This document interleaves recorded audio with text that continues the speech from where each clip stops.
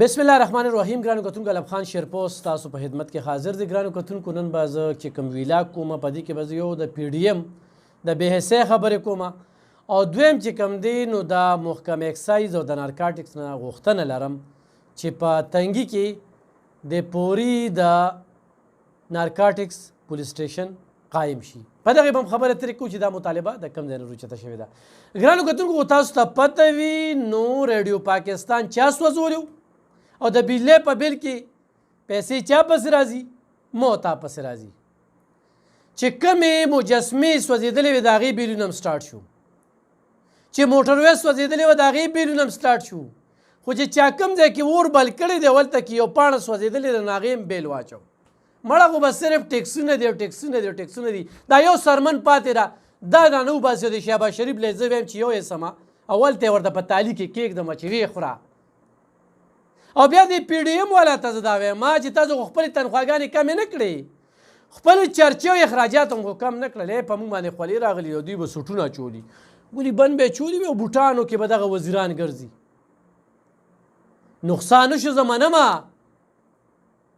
خو چې نقصان وشو نو په دې بنیګاله کې ناستې ورشئ که نه، په دې زمان پارک کې ناستې ورشئ او دې ګریوان یې رونیسئ ورته یې صاحبه وایي ستا خو په یو دستخط باندې اربونه روپۍ راځي نو یو دستخط ته دې ریډیو پاکستان دپاره م وکړه، د پی ټي وي دپاره م یو دستخط وکړه، دا کومې ځنګلونه چې سوځېدلي دي د دغې ونو دپاره م یو دستخط وکړه، او یا ورله یو څو ماشومان بوځئ نو په کمیسونو به دستخط وکړي. نو هغه کمیسونه بیا خلک اخلي.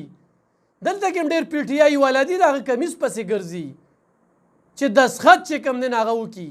خو نه نو ماته هم دلته ګاک معلوم دی په عمرزو کې اختر ایوب دی په هغه باندې دله یو کمیس خرڅو. خیر انما څه عجیبه شانتې سیسټم هم روان کړی دی، په غریبانانو باندې هم راسخته کړې ده. دې خوا ګراني انتخا ته ورسېده، یوټیلیټي سټور ته نشي ورتلی،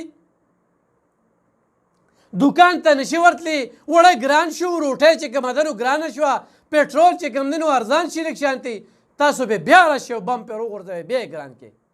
کرایان هم چېرته ارزان یې کړئ او اوس لا پټرول پمپونو والا بیا له چغه وخي چې پمپونه وبندوو. ښه ادم نشته او بویه شته، بجلي نشته او بلې شته. خیران به شي داسې اریان دریانې ما چې په دې کم ملک کې موږ ژوند کوو. هر څه پکې ډېر تیر دي. بجلي د دې صوبې پیداوار، ګیس د دې صوبې پیداوار، کرومایټ، کم کم څیزونه دې کې نشته دي. دلته چې ادارو ته وګورې نو بیروکریټ صرف تنخواګانې اخلي. ګوره بیروکریټ به مسایل حل کوي او وسایل به پیدا کوي. دلته کې بیروکریټ څه کوي؟ مسایل پیدا کوي او وسایل کورونو ته وړي. قی قی قی ویلالا مې سوداګر دی بس ته وړي بس ته راوړي نوشته نه نه نه د دې چا څه دی د دې پښتونخوا د بیروکریټ مثال دغه شانتې دی. او بیا هلته کې چې کوم وزیران ناست دي د پښتونخوا دې وخت کې چې کوم وزیران ناست دي نو د سرو زرو مرغۍ ورته میلاو شوې ده. غنیمت دی غنیمت، خزانه پښتونخوا چې کومه ده او زموږ دا سرمن دا د هغوی لپاره انخطې دي بس پوسټینګ او ټرانسفر. او بیا خیران په دې ما چې دا کرپشن پکې انتخاب ته ورسېده، هسپتالونو کې خلک په قطارونو کې ولاړ دي، شناختی کارډ یې لازمي که کومه خبره زه وکړمه. هلته کې 13 وزیران د جمعیت علما اسلام دي، نو جمعیت علما اسلام د دا هر څه په نظر نه راځي که نه دوی له زه نورې چشمې والا مې داسې چشمې والا پیدا کړم چې دوی ته په نظر راشي چې کرپشن هم ښه ډېر تیر، بجلي هم نشته، ګیس هم نشته، ګراني هم ده. او ورسره چې کوم دی د بجلی بیل کې د ریډیو پاکستان د سوځېدو بیل را روان دی، ونې چې سوځېدلي د هغې بیل روان دی، بله سرکاري ودانۍ ته بیل روان دی. تنخواګانې ولګې کمې کړې که نه. اعلان دې وکړي چې دا آرمي والا چې یاره موږ د 15 ورځو افسران ښه په اسپایان نه اسپایان چې کوم دی هغوی له دونه تنخوا ورکړي چې د هغوی په کور ګزاره هم نه کېږي. دوی دې هم یو اعلان وکړي چې موږ هم چې کوم دی نالو دا نور بیروکراټ دې هم وکړي. او یو میاشت لري دا دغلته چې دا وفاق کې وزیران ناست دي، دا پنجاب کې ناست دي، دې صوبه کې ناست دي، دوی د تنخواګانې بندې کړي، قوم به هر ځل قرباني ورکوي. ډېره د افسوس خبره ده ګرانو کتونکو. بله په شکلاوت قومي جرګې یو مطالبه کړې ده چې په 400 کې دی د نارکاټکس اکسایز پولیس سټیشن قایم کړی شي. تنګي تحصیل چې یتیم او یسیر دی څوک یې تپوس پوښتنه نه کوي.